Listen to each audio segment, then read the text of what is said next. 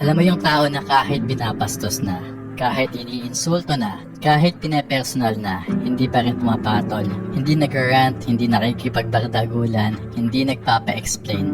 Tapos sasabihin ng iba, ay mabait yan, ay mahina yan, ay easy target yan.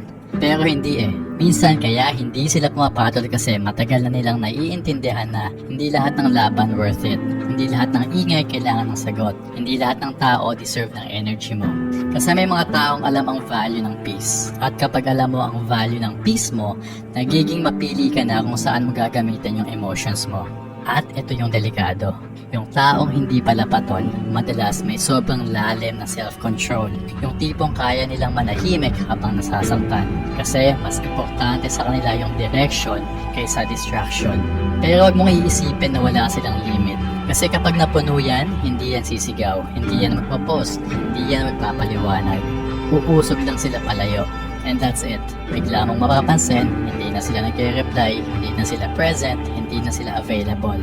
Hindi dahil galit sila, kundi dahil tapos na. Tinanggalan ka na nila ng access sa buhay nila. Kaya delikado yung taong hindi pala patol. Hindi mo sila kayang kontrolin gamit ng drama. Hindi mo sila kayang guilt trip. Hindi mo sila kayang hilahin pababa sa level mo. Kasi ang strength nila, hindi noise, boundaries. So, the next time may taong tahimik lang, kahit ginagago na, huwag mo nang subukan. Kasi may mga tao na hindi pumapatol. Hindi dahil mahina, kundi dahil marunong silang pumili ng dignidad kesa bumaba sa kababawan. At kapag umalis yan, wala ka ng chance ulit. 2,000 years later. Kaya matakot kayo sa mga taong walang ibang mukhang bibig kundi negative. Mag-ingat kayo sa mga taong mahilig manira ng tao at ng kapwa. Kasi tandaan mo, pwedeng yung mga kasama mo ngayon naninira yan ng iba. At syempre nakakatawa. Syempre pwedeng agree ka sa kanila ngayon. Syempre pwedeng kakampi mo sila ngayon. Pero tandaan mo, na since nature nilang manira ng kapwa, pag hindi ka nakasama yan, baka ikaw din ang susunod na sisiraan yan. Pag hindi ka na nila magamit, if they cannot manipulate you and control you, kung wala na silang pakinabang sa'yo, baka dumating sa point na ikaw naman ang sisiraan at babanatan mo. Sobrang toxic ng tao ngayon, pati tumulong sa kanila, sinisiraan na nila. Now, this happened in my own personal experience, no? Of course, I'm a businessman, I'm an entrepreneur, I'm a leader, leading people towards success. So basically, meron tayong mga hinahandle na tao. And the thing is, syempre, tutulungan natin sila. So may mga tao na tayo yung magbibuild sa kanila. 'Di ba? Tayo yung magbibuild ng skills nila, ng pagkatao nila. We will do our best to help them grow.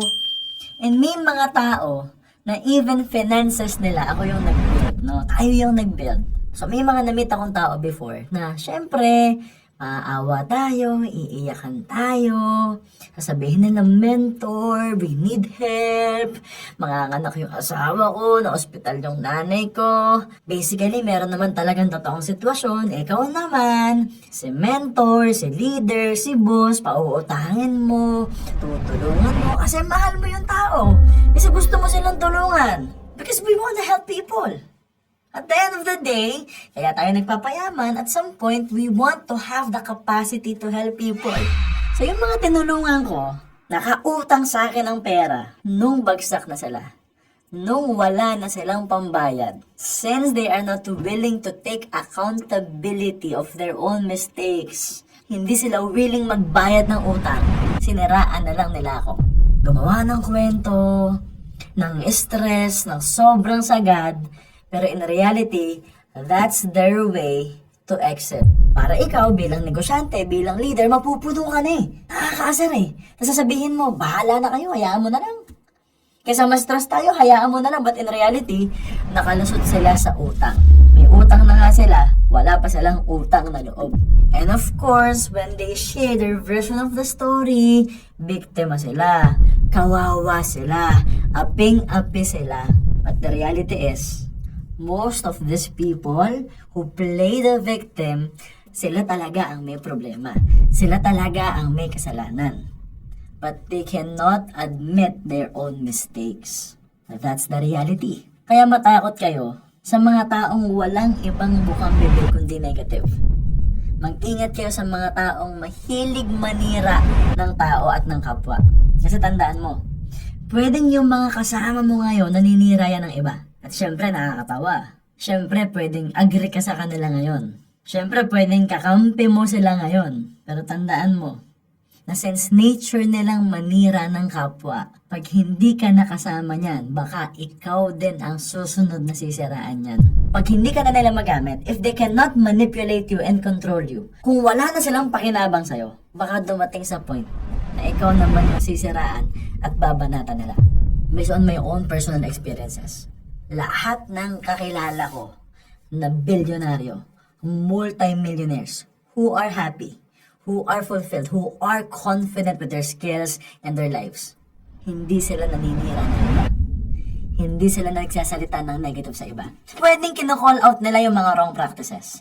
Pwedeng kina-call out nila yung mga taong totoong gumagawa ng mali, pero hindi naninira ng kapwa, hindi nandadaw ng kapwa.